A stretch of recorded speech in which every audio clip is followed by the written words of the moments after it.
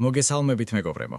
დღეს შევისწავლით ფრანგულში გამოყენებულ განსაზღვრულ და განოსაზღვრელ არტიკლებს.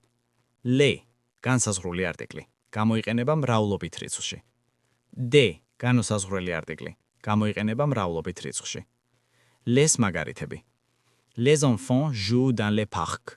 ბავშვები თამაშობენ პარკში. კონკრეტული ბავშვები ან ზოგადად ბავშვები. J'aime les films français.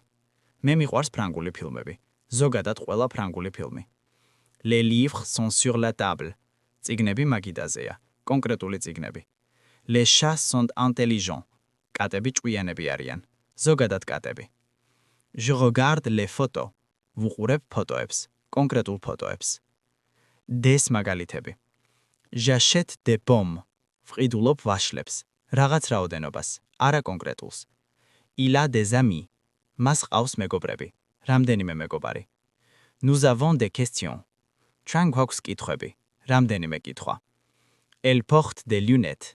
მას უკეთია სათვალე. ერთი სათვალე, მაგრამ მრავლობითი ფორმაა. Je vois des oiseaux. ვხედავ ჩიტებს. რამდენიმე ჩიტს. არა კონკრეტულს. და ბოლოს, რომ არ დაიბნეთ. Les გამოიყენება. კონკრეტული ზოგადი კატეგორია.